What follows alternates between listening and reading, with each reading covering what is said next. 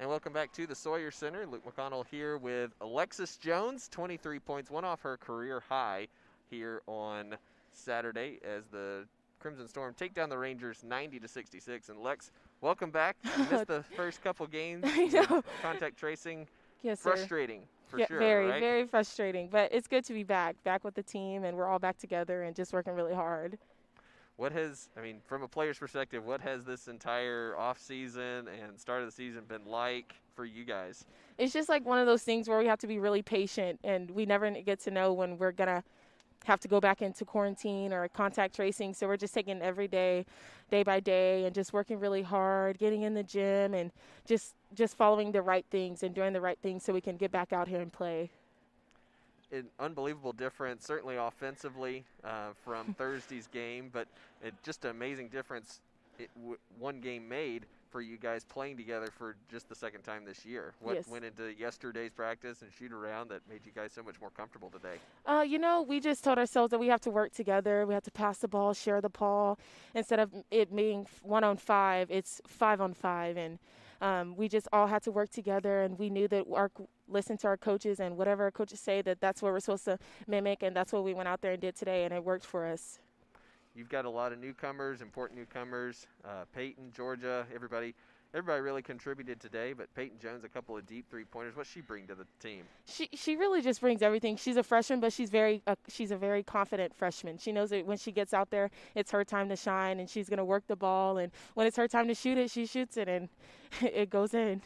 So you're shooting it. A couple more three-pointers for you. You're becoming quite the marks woman out there. Yeah, it's been fun. All summer I've been working on my shot and just getting better, and my coach is like, shoot the ball. And that's what I went out there and did, and I was like, oh, it's going in. So I was like, okay, why not? Let me have some confidence in myself. And I went out there, and it was going in for me. Absolutely. Lex, thanks for your time, and we'll take a quick pause, and we'll get head coach Trent May in here in just a minute. Thank you.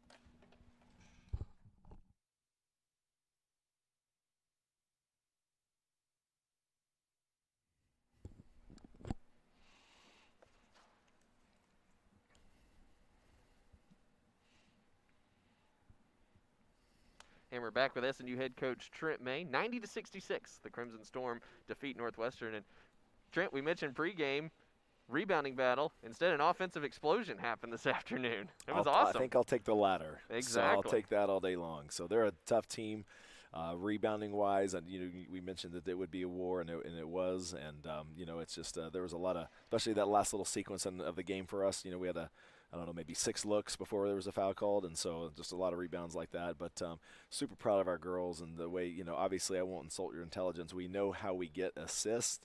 Assists happen because you make shots, right? And so therefore, but I love seeing that 16, assist in that column. Again, it's a really good ball movement tonight, taking care of the ball. It's a little thing, but definitely magnified in critical moments, and so they did a good job of managing and taking care of the ball, and obviously knocking down shots. Yeah, not only even with the rebounding, they had 18 offensive rebounds, but you guys really limited those second chance points and outscored them even in second chance points. Yeah, that's we were hoping the rebound effort would pay off, and at the same time we wanted to control the paint as much as possible, and so I think we did a good job with that as well. Yeah, just 9 turnovers tonight. What was the difference you thought in how well you took care of the ball? Well, I didn't really threaten them yesterday, but it was a high there was a high level of just conversation with that specifically. It's just you're able to you can. That's your signature. Your pass is your signature. You're writing your name on it. And so when you're able to move the ball and do it with confidence, and you can't stare down, where you want to throw to your teammate, you just can't stare that down. Ball fakes are a premium, and just being able to, just make the right pass at the right time. And, again, that's for me. I was reminded of this the other night. I appreciate the coach at East Central. He was like, hey, don't forget this is your first game since March with your entire team. Because you just get, we're again, like I told you, our coach's internal clock says we're already, mid-January. You should have already played, 15 games by now. And so that's the part you just want that to click. And just because you roll a ball out there, you expect it to click, and sometimes that's not how puzzles are put together. And so, but I think there was good confidence tonight in just obviously in shooting the basketball, but now they can kind of see, oh, wait, this is what coach is expecting.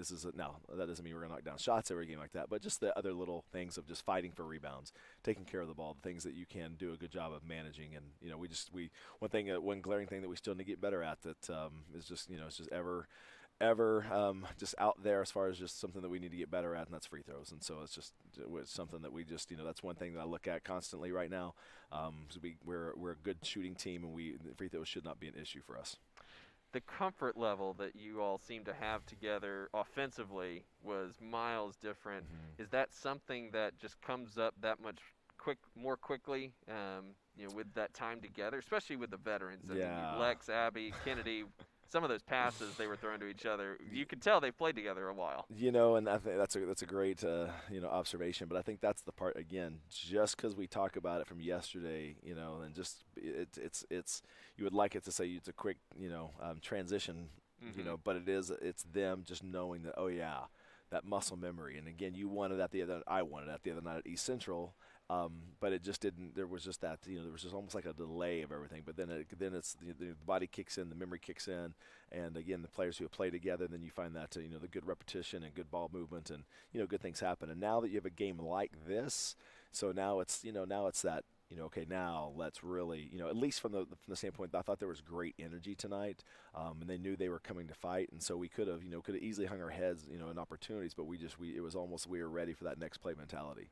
Speaking of ready for the moment, Peyton Jones, three three-pointers this afternoon, and one from nearly half court. That seemed early in the clock, but hey, she made it, and it made everything look good there. So that's the thing about when you have confidence, and your coaches have confidence in you, and she knows she has a green light, and I'm one of those coaches. I like deep shots because that brings the defense out. And so you get multiple players on the floor who can shoot that deep shot. You really got to come out and guard them. Well, that opens up a lot of lanes for other players, and so. But I didn't expect she'd pull it from Steph Curry range, but when she did, it's and I love it. I mean, it's like that's the part about going, and now and even in the timeout I said, hey, if you walk in the gym, you're open. But that's actually that's kind of an insult. I think now that she's in the state of Oklahoma, you're open. So if you're in the boundaries of the state, shoot it. And so, but that's just neat to see. And I think that's the part again. Game one, because this is her second game, contact tracing. And so I think that's the other night too. You wanted to get those looks and get that confidence. But again, that's tonight, and she was able to knock those down, and it was a big lift. And the girls are that stuff's contagious.